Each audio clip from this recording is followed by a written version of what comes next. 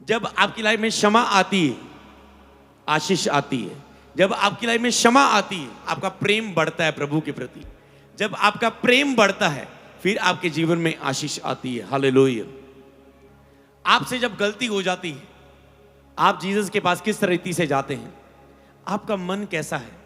Jesus बता रहे थे, मैं तुम्हारे घर आया खाना खाने के लिए, तूने इनवाइट किया, तुम्हारे प्रेम के कर्म यहां पर मैं इतने नहीं देख रहा हूं।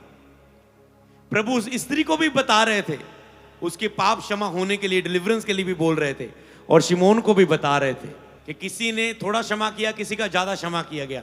तुम्हारे प्रेम का लेवल क्या है? जो ज्यादा जिसका क्षमा किया, उसका प्रेम का लेवल ज्यादा होता है। इसका मतलब प्रेम का भी लेवल है। कोई कम प्रेम करता है प्रभु से, कोई अधिक प्रेम करता है। आप अपने प्रेम के स्तर को चेक करें।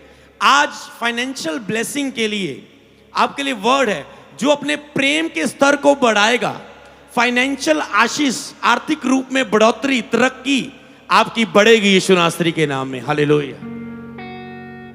ये वर्ड है जो आज प्रभु ने आपको आशीष करने के लिए दिया है, कि जो प्रेम को बढ़ाएगा उसकी आशीष बढ़ेगी। हालेलुया।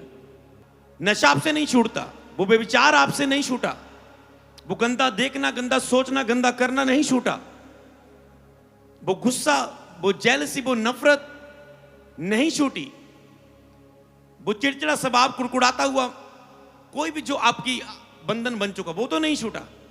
पर फिर भी आपने चर्च आना नहीं छोड़ा, फिर भी आपने दशवांश बोना बंद नहीं किया, फिर भी आप रोते रहे, प्रभु मुझे आजाद कर, मुझे आजाद कर, ये आदत है, मुझे प्रार्थना से भर, आत्मा से भर।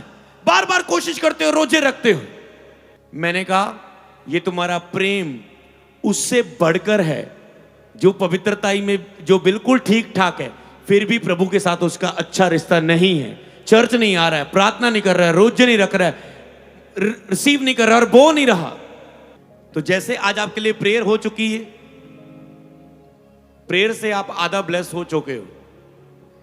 जैसे इस वचन को भी सुन लेंगे, मान लेंगे और प्रभु से प्रेम करने का वायदा करोगे, तो आप पूर्ण रूप से आज ब्लेस होंगे। और मेरी प्रार्थना है आपकी गरीबी दूर हो, आपकी सारी घटियां दूर हो, जो कुछ आपको चाहिए वो आपको मिल जाए, जो इंतजाम नहीं हो रहा है वो इंतजाम हो जाए, जहां गटी महसूस हो रही है वहां पूर्ण हो जाए, या अधूरा है वो पूरा हो जाए, जो चल नहीं रहा वो चलने लगे, जिसमें डिले है वो खत्म हो जाए, यहां फेलियर है वो खत्म हो जाए, और प्रभु आपको आशीष पर आशीष दे, महिमा से महिमा में बढ़ाए, यीशु नाम में बोले आमीन।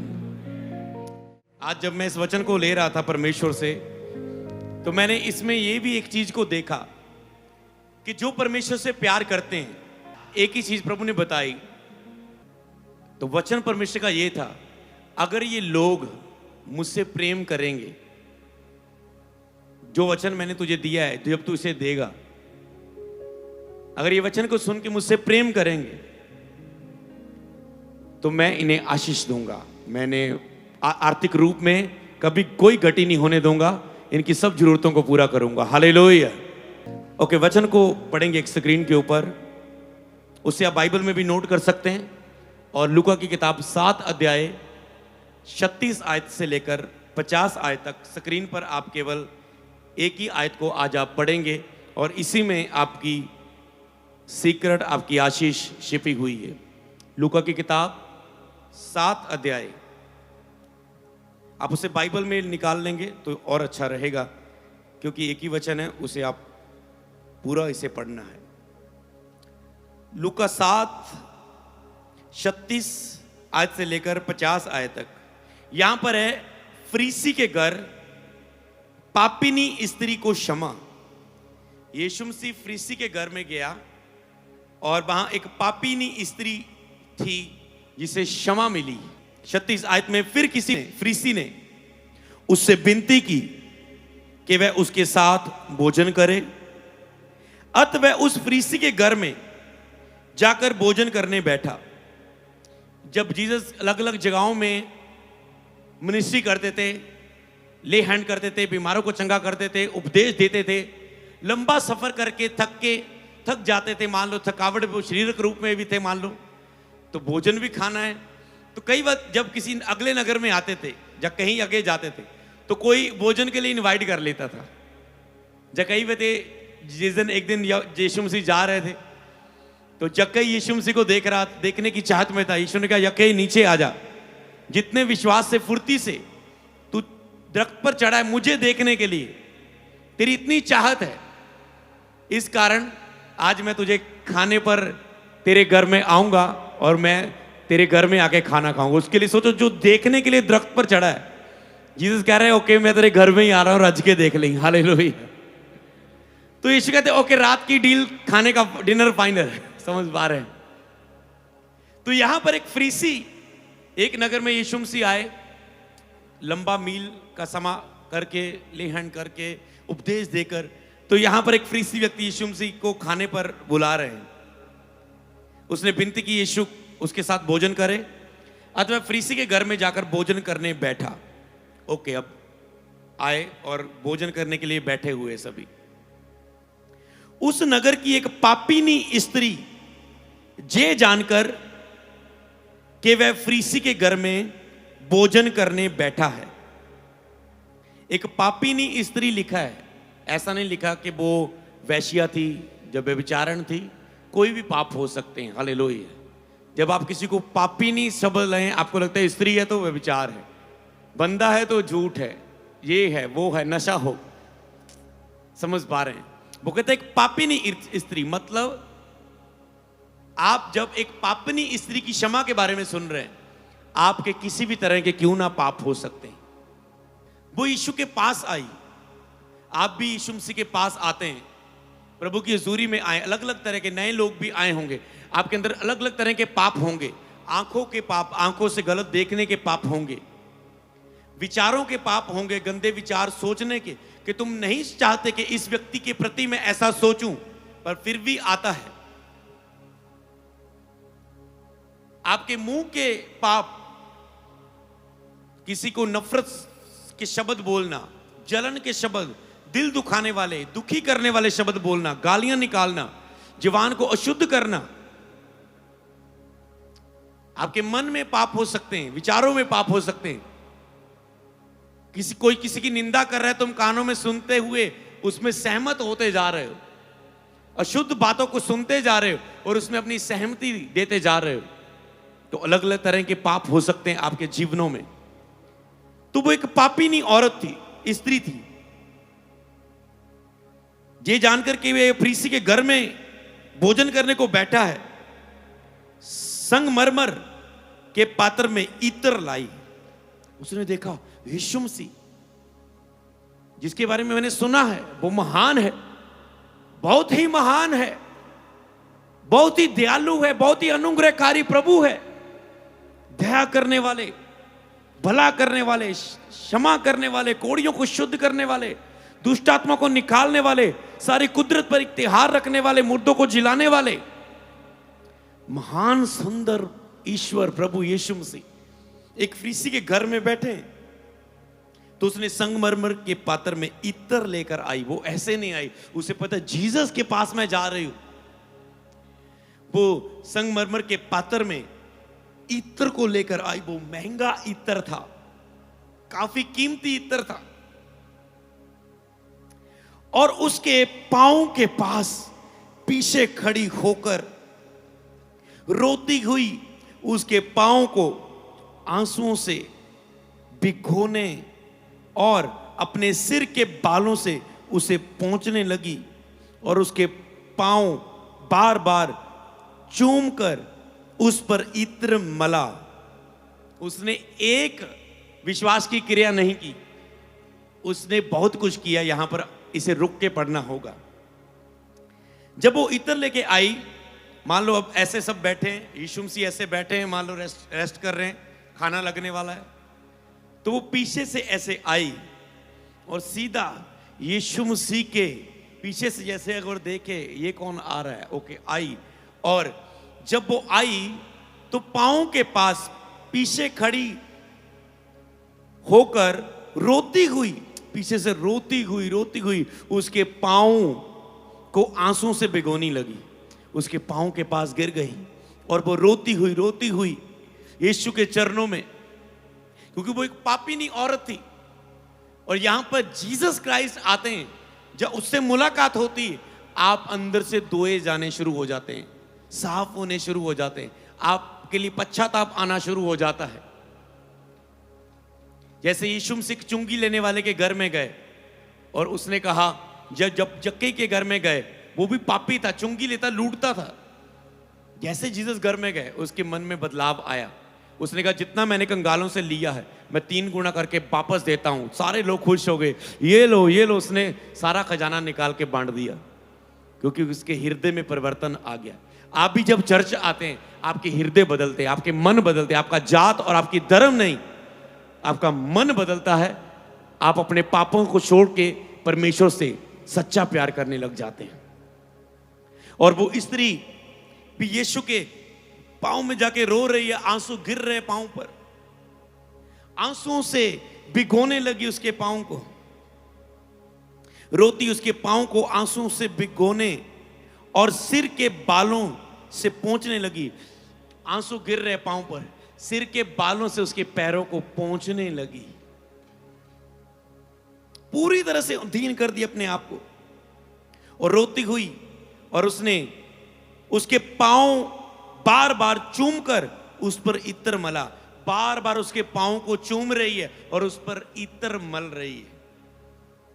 यह देखकर वह फरीसी जिसने उसे घर में बुलाया था खाने पर, अपने मन में सोचने लगा, यदि ये भविष्यवक्ता होता ना, जान जाता कि जो उसे छू रही है कौन है और कैसी स्त्री है, क्योंकि वह तो पापिनी स्त्री है। कहता, अगर यीशु मसीह भविष्यवक्ता होता ना, तो ये जान जाता ये कैसी स्त्री है। कई बात शारीरिक मनुष्य का नजरिया देखने का अलग होता है, आत्मिक का अलग। वो कैसे नजरिए से देख रहा था? अगर यीशु को पता होता ना भविष्यवक्ता होता, ये इसे पता होता ये पापी औरत है, परे होता, अरे तू क्या आ गई, बाहर निकल जा, पापी नहीं औरत है, ऐसी लोग औरतों को जगह नहीं है, इजाजत नहीं है ऐसे माहौल में आने की, ये पापी नहीं औरत है। कहते से पता होता। यीशु ने उसके उत्तर में कहा, हे शैमोन, मुझे तुझसे कुछ कहना है। वह बोला, हे गुरु कह। उसने कहा, किसी महाजन के 2 देनदार थे, एक 500 और दूसरा 50 दिनार का देनदार था। हम आज के समय से मान लेते हैं कि एक ने 5000 देना था किसी का कर्जा, एक ने 500 देना था। जब उसके पास पटाने को कुछ ना रहा तो उसने दोनों को क्षमा कर दिया। ओके, देनदार ने, महाजन ने दोनों को, जब दोनों से किसी से मान लो 500 लेना था, किसी से 5000 लेना था, जब मान लो किसी से 5 लाख लेना था, किसी से 50,000 लेना था, तो उसने दोनों को क्षमा कर दिया। इसलिए उनमें से कौन उससे अधिक प्रेम रखेगा? क्या जिसका 5000 माफ किया या जिसका 500 माफ किया? जहां के हिसाब से या जिसका 500 माफ किया या जिसका 50 दिनार माफ किया? आप बताओ, जिसका 500 माफ किया बहुत ज्यादा प्यार करेगा या जिसका 50 रुपए माफ किया बहुत ज्यादा करेगा? 1 नंबर वाला या 2 वाला? 500 वाला। तो उसने अपनी समझ से बोला, जिसका ज्यादा माफ किया, मान लो एक का किसी का 10 लाख कर्जा माफ हो गया, एक का 10,000 था, तो बोलेगा, अरे तूने तो मेरा 10 लाख का खर्चा माफ कर दिया, थैंक यू।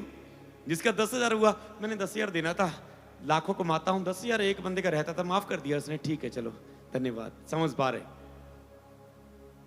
तो शमौन ने उत्तर दिया, मेरी समझ में वह जिसका उसने अधिक छोड़ दिया, कहता मेरी समझ से जिसका अधिक छोड़ दिया गया। उसने उससे कहा, तूने ठीक विचार किया। और उस स्त्री की ओर फिरकर उसने शमौन से कहा, क्या तू इस स्त्री को देखता है? मैं तेरे घर में आया, परंतु तूने मेरे पांव को धोने के लिए पानी ना दिया, पर इसने मेरे पांव आंसू से भिगोए और अपने बालों से पोंछा। तूने मुझे चुम्मा ना दिया, क्योंकि उस समय जब भी कोई आता था घर में, जो मौजूदा होते थे, पवित्र चुम्बन के साथ नमस्कार करते थे, आदर करते थे। रिस्पेक्ट करते थे, चूमते थे। जैसे यहूदा इस्करियोती यीशु के पास जाके चूमता है, जब कोई आता था उसे चूमते थे, कहते तूने ना तो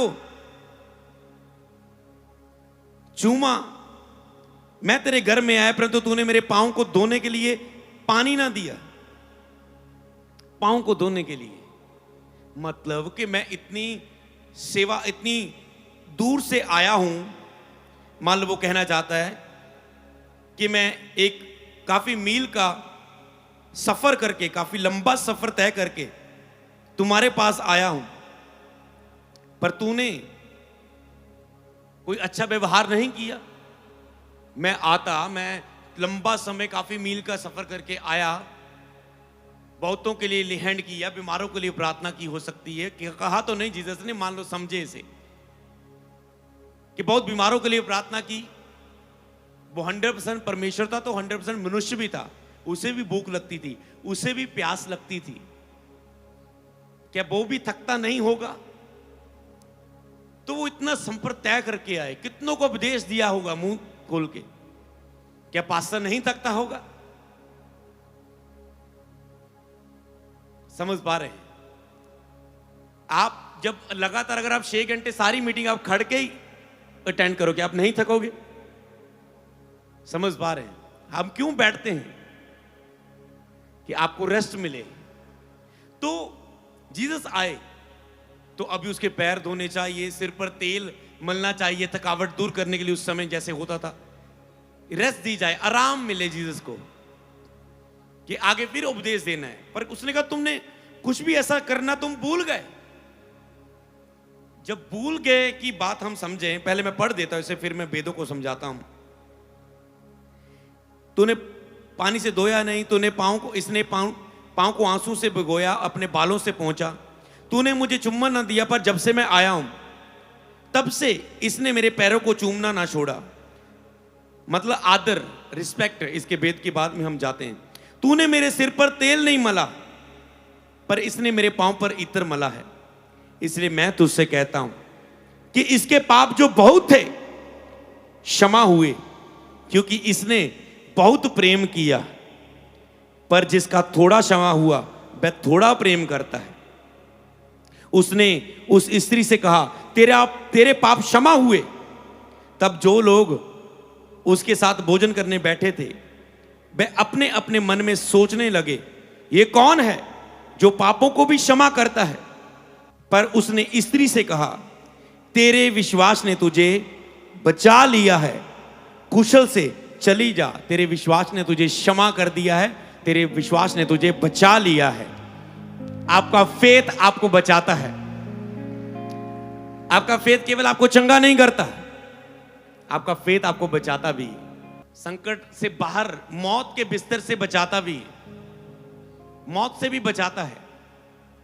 जैसे मैंने 3 विश्वास बताए थे। पहला विश्वास, जब आप यीशु को उद्धारकर्ता करके, प्रभु करके मानते हैं कि यीशु ही प्रभु है। दूसरा विश्वास, जब आप मसीह में आके विश्वास दिखाते हैं और अपनी आशीष को, बरकत को, चिंगाई को, छुटकारे को पाते हैं। तीसरा विश्वास, कि जब आपको कुछ नहीं मिल रहा फिर भी आप धीरज, आशा के साथ अड़े और खड़े हैं। तो तीसरा विश्वास हर एक का परखा जाता है। कई बार आपकी लाइफ में ऐसा समय आता है जब आपकी लाइफ में कुछ नहीं हो रहा होता, जब मसीह में चलते हुए कोई पाप भी नहीं है, फिर भी संकट आ गया। उस समय आप तीसरा विश्वास दिखाते हैं, प्रभु मुझे तुझ पर भरोसा है, तू इस संकट से बाहर निकालेगा। तूने कहा संसार में रहते तुम्हें क्लेश आ सकता है, चिंता ना कर, मैंने संसार को जीत लिया है।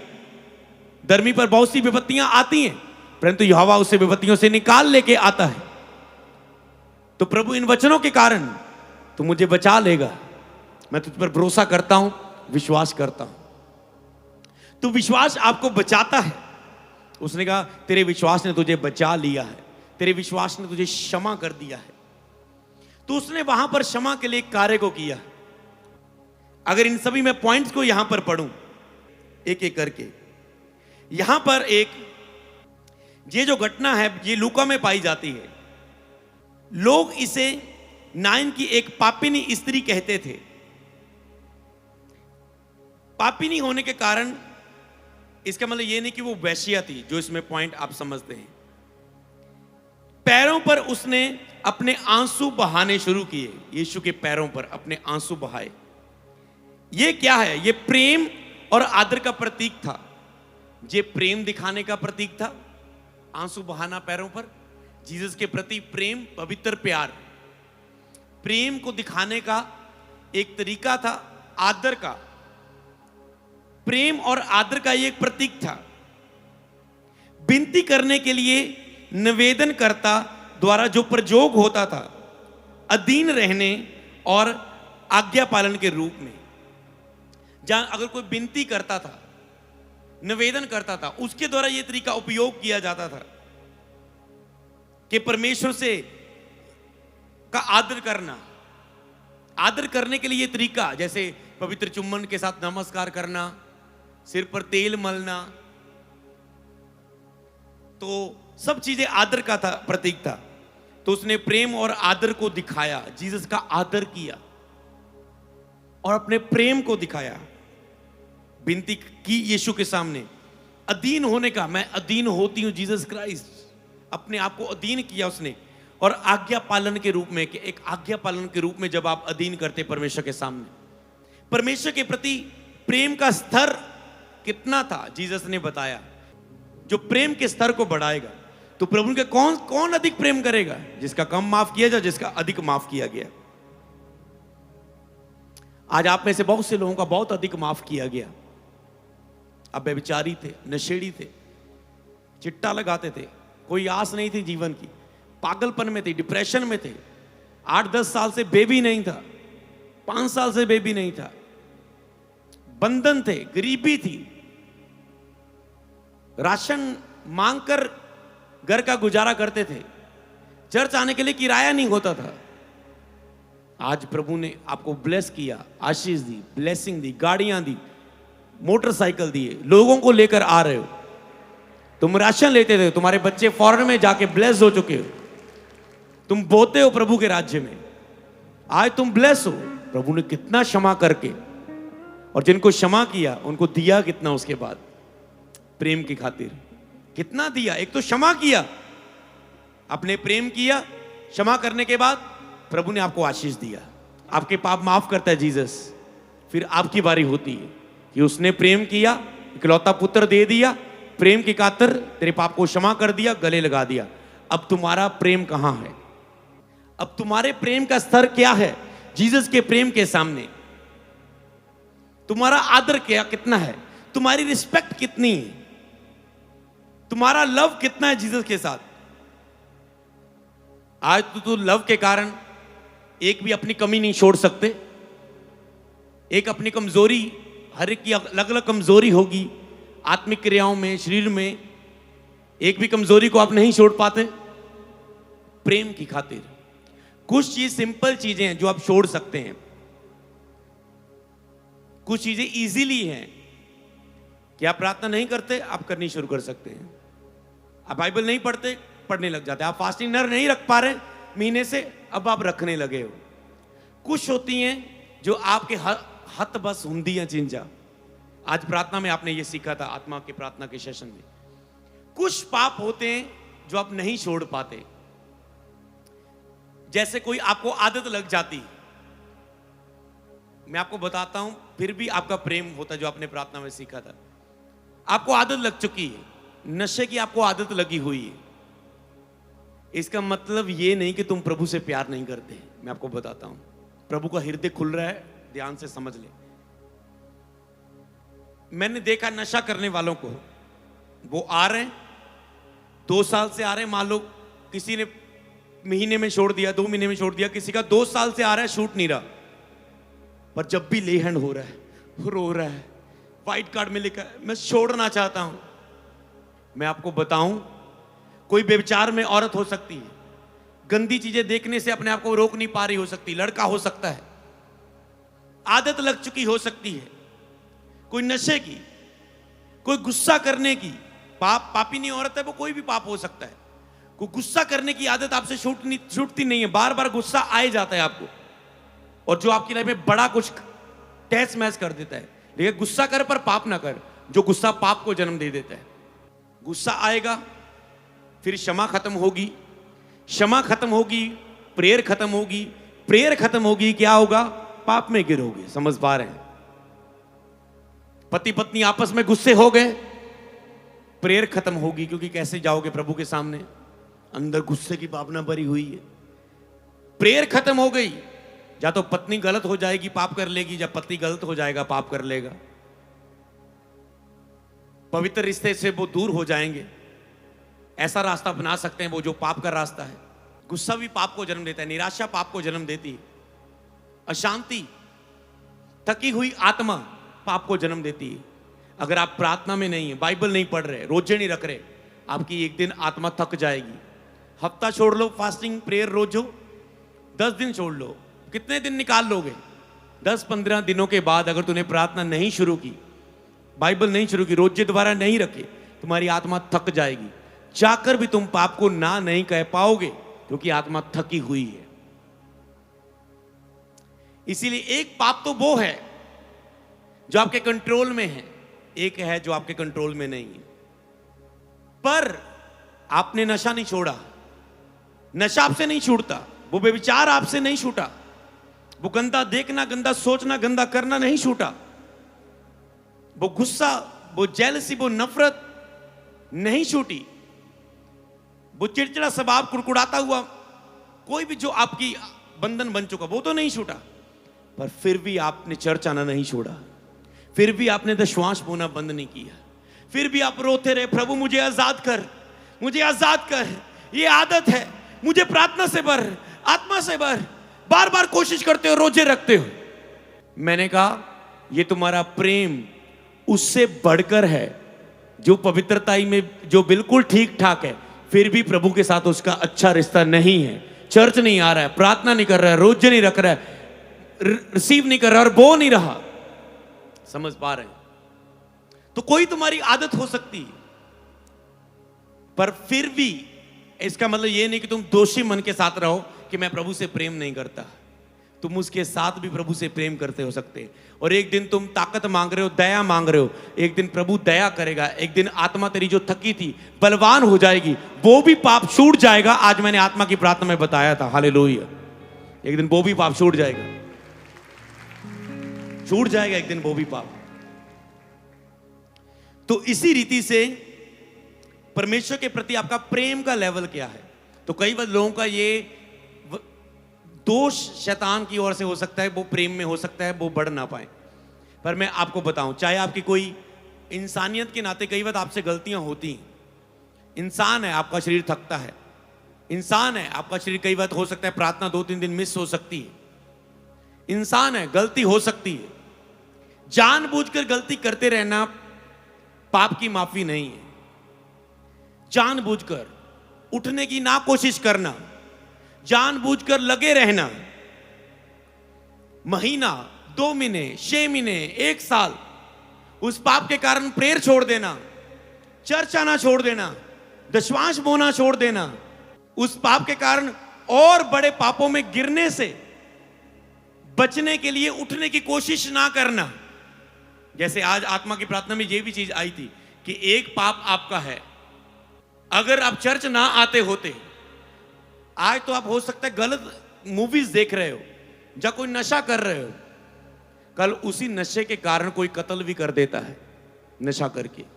उसी नशे के कारण वो अपनी फॉरेन की जॉब भी खो देता है, उसी नशे के कारण वो अपनी गवर्नमेंट जॉब भी खो देता है, उसी व्यभिचार के कारण आप किसी के साथ व्यभिचार में पकड़े भी जा सकते हैं। समझ पा रहे हैं? पर आपने प्रेयर नहीं छोड़ी, उठना नहीं छोड़ा, प्रार्थना नहीं छोड़ी, चर्च आना नहीं छोड़ा, बोना नहीं छोड़ा, प्रेम आपका प्रभु के लिए फिर भी कंटिन्यू था। समझ पा रहे हैं? यह भी प्रभु की दया है कि प्रभु ने आपको बड़ों पापों में जाने से बचाया हुआ है। प्रभु का थैंक्स करें। कई बार आपको लगता रहता है मैं फंसा हूं, बहुत आप फंस सकते हैं आगे, प्रभु ने आपको बचाया है। यही संगति आप और बढ़ा दें, आप और ब्लेस हो सकते हैं। हालेलुया। आत्मा की प्रार्थना का लास्ट सेशन से भी मैं कुछ आपको सिखाना चाहता हूं, जो उसमें से बातें मिली हैं जो आपको मैं सिखा रहा हूं। लास्ट के मैंने कहा था कि अगर तुम इंस्ट्रूमेंट के बिना भी अन्य भाषा में प्रे कर सकते, मतलब तुम जब घरों में करो, इकट्ठे होके कुछ लोगों को लेकर अन्य भाषा में प्रार्थना करो आज से। उसमें क्या फायदा होगा? और उसमें सेकंड काम ये करना, आप एंड तक करते आ रहे थे, एंड में मैंने एक चीज बोली कि आप अब चिल्ला के करो। ऐसा नहीं कि ज्यादा चिल्लाने की प्रार्थना को प्रभु सुन रहे हैं। तूने देखा जैसे तूने ज्यादा ऊंची आवाज से प्रार्थना की, सच में बोलना जिन्होंने महसूस किया, उतना ही तुम्हें आत्मा में मजबूती और शरीर का विरोध कम होता हो तुझे नजर आया। कितने सहमत से इस बात से? तूने नोट किया? इससे क्या सीखा आज आत्मा की प्रार्थना में? कि जब तुम प्रार्थना करो तो आज से सोच लो कि ऐसे ऐसे नहीं करना, प्रभु जी प्रार्थना की कोशिश कर रहा हूं, सीधा ही बैठो प्रार्थना में और ऊंचे स्वर से, धन्यवाद प्रभु आज तेरी हजूरी दे विच आना, प्रभु धन्यवाद प्रभु तू मैनू बचा के रखे, तू मैनू संभाल रखे। ओ परमेश्वर दया कर, आज मैं प्रार्थना कर पावा। हे परमेश्वर मैनू आत्मा ना पार प्रभु, हे परमेश्वर आज मैनू ताकत दे मैं प्रार्थना कर पावा। हे परमेश्वर अपनी आत्मा ना पार। ओ नचते हुए गाते हुए, ओ महिमा तेरी गाए हम, हे आसमानी खुदा स्तुति करूंगा मैं, नाच नाच कर स्तुति करूंगा मैं, झूम झूम कर। समझ पा रहे हैं? आप आत्मा में आ जाएंगे जल्दी, शरीर का विरोध हो जाएगा। कई बार जो प्रभु की दास से भी सीक्रेट बताते, कहते जब आप ऊंचे स्वर से प्रार्थना करेंगे, मुंह खोल के प्रार्थना करोगे, तो आप जल्दी आत्मा में आ जाओगे। आपका प्रार्थना में मन नहीं कर रहा है, सीधा जबरदस्ती ऊंचे स्वर से प्रार्थना करनी शुरू कर दो। जिस फुसफुसाहट प्रभु दया करना मैं प्रार्थना कर पाऊं, नींद आ रही है प्रभु, प्रार्थना करना दया करना, प्रभु मुंह नहीं खोल रहा। सीधा एक सीक्रेट ले लो, सीधा ऊंचे स्वर से प्रार्थना करो और नॉन स्टॉप करो, जब अन्य ने भाषा में प्रार्थना करो। क्योंकि जब तुम बिल्कुल शरीर में, जब पाप अटैक करना चाहता है, जब तुम्हें पता है शैतान मुझे गिराना चाहता है, तुम्हें गुस्सा आया, पत्नी पर आया, पति पर आया, बच्चों पर आया, बच्चों को माता पिता पर, माता पिता को बच्चों पर आया, बॉस पर आया, एकदम से साइड पे जाओ, 5 मिनट राबाशे के लेहे थे ना हाकुरुशा माथा है ठे के ठे हेला हशो मलादा था दा राबाशे, गुस्सा शांत हो जाएगा। हालेलुया। क्योंकि तुम्हारी आत्मिक तरक्की हो रही है। तुम्हारी आत्मा जो गुस्से के कारण सो रही थी, जो कमजोर हो रही थी, जैसे शरीर की अभिलाषा होती, जो आपको बुरी आदत लगी होती, कुछ अभिलाषा का व्यक्ति ना नहीं कर पाता, जितना मर्जी वो जोर लगा ले। वो नशे की लत अगर आ गई अंदर, वो करके छोड़ेगा। व्यभिचार की लत आ गई है, बीज बो दिया शैतान ने, तो वो करके ही छोड़ेगा। कंट्रोल नहीं है। क्यों? क्योंकि सोचो वहां आपकी आत्मा कहां है, वहां आपका विवेक कहां है? क्या वो उसका विरोध नहीं कर पा रहे? तो सबसे ज्यादा आपको क्या करना चाहिए इस समय? ना तो आप समझ वाली प्रार्थना कर पाओगे, प्रभु दिल कर रहा है ये पाप करने को, नशा करने को, इस पर गुस्सा निकालने को, पर करना नहीं चाहता। इतना टाइम नहीं होगा आपसे, क्योंकि वो खींच रहा है शैतान पकड़ के। समझ पा रहे हैं? आप सीधा जाओ अन्य भाषा में, शरीर बिल्कुल साथ नहीं देगा। जब आप गैर जमा में प्रार्थना करते हैं, पहले ही आपको भरपूरी फील नहीं हो जाएगी, पर जैसे आप मुंह खोलोगे, शब्दों से भरेंगे एक दिन, और ऊंचे स्वर से करोगे, आप देखेंगे आप भरने लगोगे, आप शक्तिशाली होने लगोगे।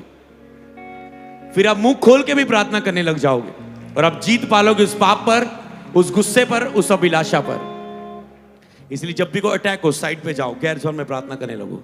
शांत करो अपनी आत्मा को, थकी हुई आत्मा को आनंदित करो, शक्तिशाली बनाओ, फिर अपने कार्यों पे लग जाओ। हालेलुया। तो इसीलिए यहां पर आप इन चीजों को समझ पा रहे हैं कि कुछ आपकी कमजोरियां, आपके पाप जो ऐसे हैं, इसका मतलब ये नहीं कि आप प्रेम नहीं करते। उठने की आप कोशिश, आप उनसे तो अच्छे हैं। सोचो अन्य जाति लोग, मैं आपको बताऊं आप कितने अच्छे हैं। कई बार शैतान कहता है तू कितना बुरा है, तुझ में ये पाप है। मैं बताऊं आप कितने अच्छे हैं। अन्य जाति व्यक्ति खुल के मजे लेते हैं नशे के, खुल के आंखों देखने के मजे, उनको कोई टेंशन नहीं है।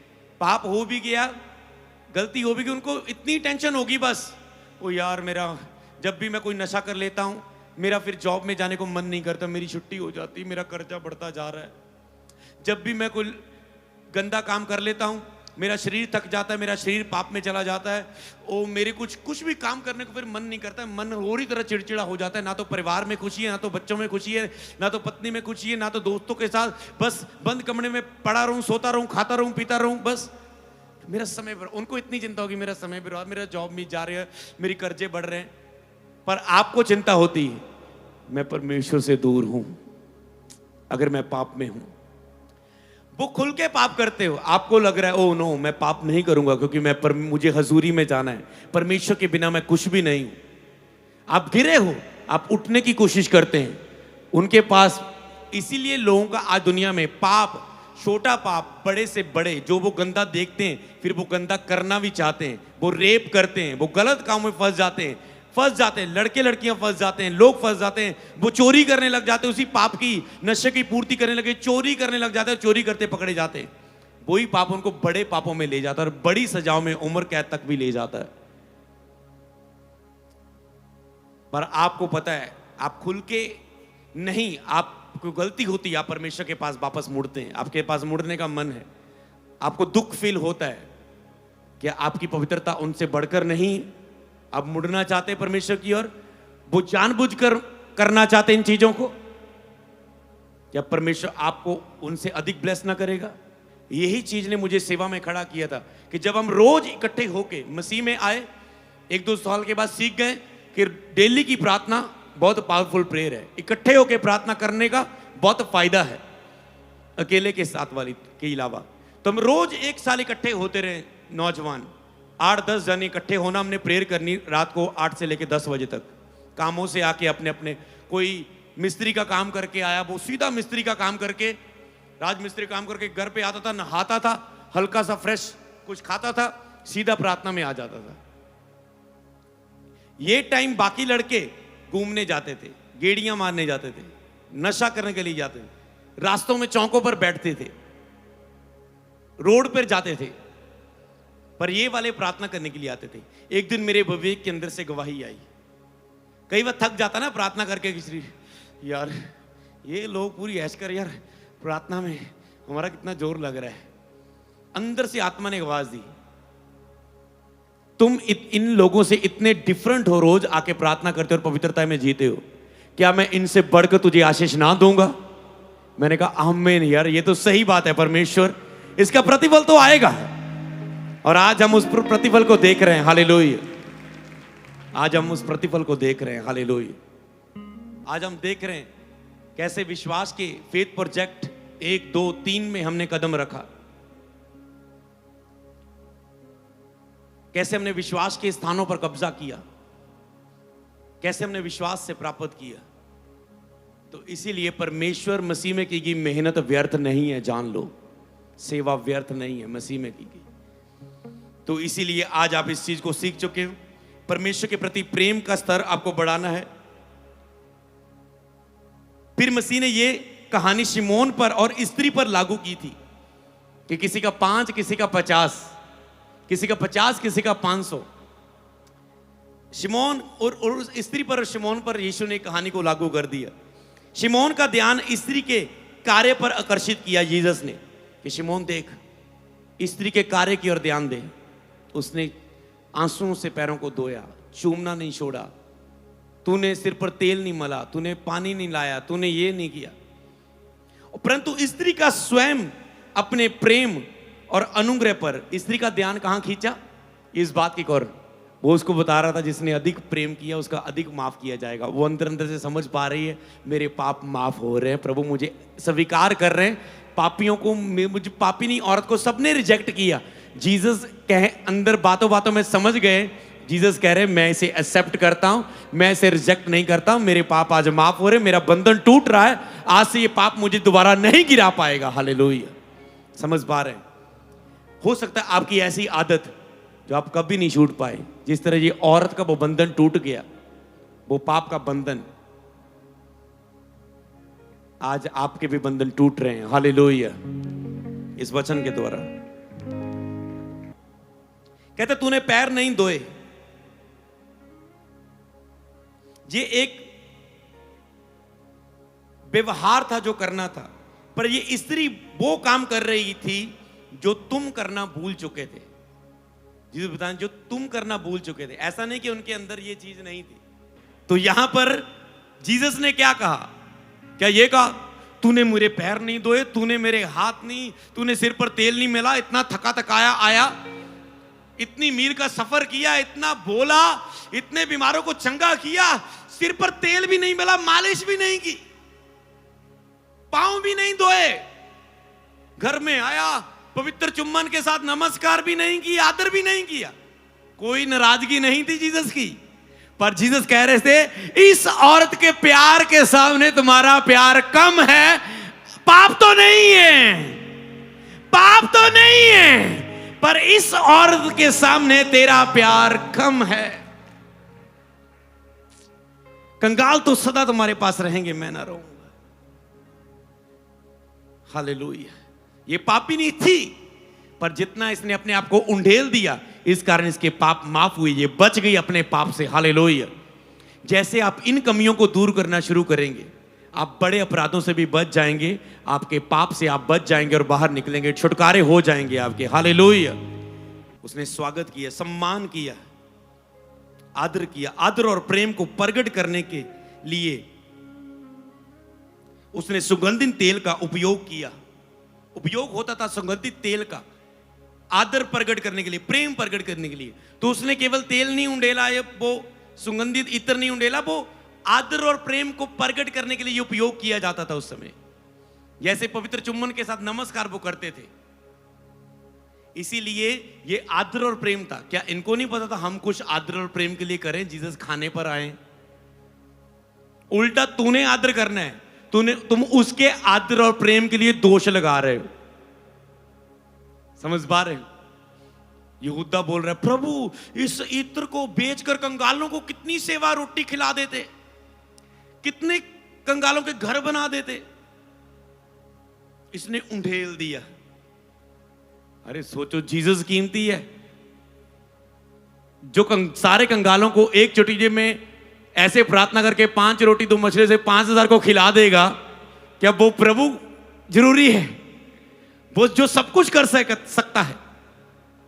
जीसस ने उन्हें समझाया कि तुम्हारे लिए क्या उत्तम है। इसलिए कई बार आपको नहीं पता लगता क्या उत्तम है, क्या जरूरी है। आपको जो दिख रहा है आपको वही उत्तम लगता है। कई उत्तम चीजों से आपका ध्यान हटा रहता है कई वक्त। जैसे इनका ध्यान नहीं था कि हम कुछ और उत्तम करें, क्योंकि ये भी थके होंगे साथ में। जज इनमें से कुछ ये भी सोच रहे होंगे जीसस मरियम मार्था के घर गए थे तो एक खाने बनाने में लगी हुई थी, जीसस ने कहा पास बैठना ही सही है, खाना बनाना नहीं। ये इसने उत्तम भाग चुन लिया, मेरे पास बैठ के वचन सुन रही है। अगर हम भी खाना बनाने में चले गए तो जीसस कहेगा तुसी वचन नहीं सुन दे हैं। पर इतने तो जीसस ने हो रही कहता मैं थकिया थकाया आया, थानू कोई प्रेम नहीं, कोई आदर नहीं, कोई रिस्पेक्ट नहीं है, आदर कर रही है। समझ पा रहे हो? प्रभु का मन आप कैसे समझोगे? प्रभु किस समय क्या चाहता है? उस समय वचन सुनना साथ बैठ के जरूरी था। इस समय जीसस पहले ही थके होके सेवा कर रहे, आ रहे यार खाने का टाइम है। इस समय आदर जरूरी था। समझ पा रहे हैं? प्रेम जरूरी था। हालेलुया। कब आपको कैसी प्रार्थना करनी चाहिए? इसलिए अन्य भाषा में प्रार्थना करो। आपको क्या आपके लिए सही है आप पर प्रकट होता है, आपकी बुद्धि खुलती है। जीसस आए मेरे घर में, मुझे क्या करना है? प्रार्थना में आगे बढ़ने के लिए मुझे क्या करना है? अन्य भाषा की प्रार्थना आपको ऐसी बातें सिखाती है जिसमें मसीह का मन क्या चाहता है वो आपके हृदय में प्रकट कर देते हैं। तो सारे वचन को सीखकर एंड में क्या सीखा कि आपको ऐसे मन में नहीं पता मुझे क्या करना। जीसस को अब कैसा अच्छा लगेगा, इस मनुष्य को क्या अच्छा लगेगा। मैं इंटरव्यू देने के लिए जा रहा हूं, इंटरव्यू में क्या अच्छा लगेगा, क्या बोलूं। पवित्र आत्मा कब्जा करे, मुझे ब्लेस करे इस इंटरव्यू में। समझ पा रहे हैं? अन्य भाषा की प्रार्थना करें। हालेलुया। तो आज का वचन सुन के क्या सीखा? प्रेम के कारण अगर आप प्रभु से प्रेम करते हैं तो कुछ कदम भी लेने हैं। ये तो प्रेम में अलर्ट रहना है। आपका प्रेम जानबूझ के, किसी का प्रेम प्रभु से कम नहीं है। चाहे आपके अंदर कोई बुरी एडिक्शन भी लगी हुई है, फिर भी आप प्रेम में पाए जा रहे हैं, फिर भी आप प्रेम में हैं। पर कुछ अज्ञानता में, पहला पॉइंट आप सीखिए। दूसरा, अज्ञानता में जो आप गलतियां कर रहे हैं उसमें भी आज आपने सीख लिया कि मुझे उसमें भी सेट होना है। तीसरा आपने कि अगर आप प्रेम करते हैं तो उसने कहा मेरी आज्ञा को भी तुम मानोगे। फिर आता है आज्ञा मानना। तो अगर आप प्रेम करते हैं सेवा करो, प्रेम करते हैं तो मसीह सुसमाचार सुनाओ, मसीह के साथ अगर प्रेम करते हैं तो प्रार्थना योद्धा बनो, प्रेम करते हो तो उसकी महिमा के लिए गाओ बजाओ, भवन में सेवा लो। आज आपने गवाही सुनी सेवा का प्रतिफल। अगर प्रभु से प्रेम करते हैं तो कुछ प्रेम के कर्म भी करो। इसी तरह जिस तरह आप अनजाने में बहुत सी गलतियां करते हैं प्रभु के सामने, इसलिए अगर आप प्रेम करते हैं तो आपको जे भी जान बुझना है, समझ रखनी है, बुद्धि रखनी है कि आपको कर्म भी करने हैं, आपको उसकी सेवा भी करनी है। मैं आपको बताऊं, आर्थिक घटियों से अगर आपको आजाद होना है, फाइनेंशियल आपको ब्लेस होना है, आर्थिक रूप में आशीषित होना है, मजबूत होना है, तो उसमें सबसे बड़ा काम है जो करो आप, एक सेवा करो। सबसे पहले मैं कह सकता हूं आप अपने बीजों को बो। अगर आप अपने बीजों को नहीं बो सकते, बड़े बीजों को, प्रभु की सेवा जो कर रहे हैं, भवन में टीम सेवा कर रही है, अगर आप बो नहीं सकते तो अपने हाथों से सेवा करो। मेहनत, चर्च में जल्दी आके ड्यूटी लो। चर्च जाने से पहले सारी दरियां दुरियां टेंट बर्तन धो के चर्च से जाओ। अगर आप बो नहीं सकते, जैसे आत्मा में प्रार्थना में मैंने बताया था कि एक बच्ची बेटी चर्च में आई, वो कहती प्रभु मेरे पास तो ऑफरिंग नहीं है, सारे ऑफरिंग बो रहे, उसे लग रहा है मैं कमी पाई जाएगी मेरे अंदर प्रभु के सामने क्योंकि मेरे पास ऑफरिंग नहीं। पर उसने ईमानदारी से कहा प्रभु देख मैं कमाती नहीं हूं, मैं अभी पढ़ती हूं, 100 रुपया था मेरे पास, रिश्तेदार आए थे घर में, उसका पूरा किराया लग गया। 80 रुपए किराया होता तो मैं 20 रुपए बो देती, 100 रुपये मेरा पूरा किराया लग गया। घर में मम्मी पापा से मांग नहीं सकती क्योंकि वो प्रभु में नहीं है, अपना कमाती नहीं अभी, प्रभु मेरे पास देने को कुछ नहीं। प्रभु ने कहा तेरे पास मन है, प्रेम है, खड़ी होके बस अपना प्रेम, अपना मन मेरे चरणों में आराधना में उंडेल दे, तेरा सबसे अधिक बोया होगा। हालेलुया। तो जिनके वो बोले मेरे तो हाथ पांव नहीं है, मैं तो चल नहीं पा रहा, मेरी एक हाथ नहीं है, पांव नहीं है, मैं तो बोल नहीं सकता, मैं क्या करूं? आपके पास मन है, जा तो अपने बीजों को बो। बीज नहीं है, खुद सेवा करो। सेवा खुद नहीं कर सकते तो सच्चे मन से भवन में आके आराधना तो कर दो। समझ पाए? तो कई लोग अपना दशवांश से बढ़कर अपने बीजों को भी नहीं बो रहे, कोई भी सेवा भी नहीं ली और आप मन भी नहीं दे पा रहे जो आपके पास फ्री में है, वो तो देना शुरू करो। आप कोई आर्थिक तंगी नहीं होगी आपको आज के बाद, अगर आज आपने ये वचन मान लिया। प्रभु से कर्मों से प्रेम भी करो। आपकी बुरी आदतें जब तक छूट नहीं जाती, प्रभु फिर भी आपके प्रेम को ग्रहण करता है।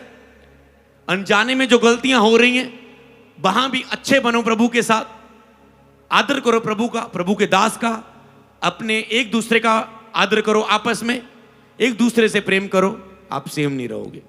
प्रभु आपको ब्लेस करे।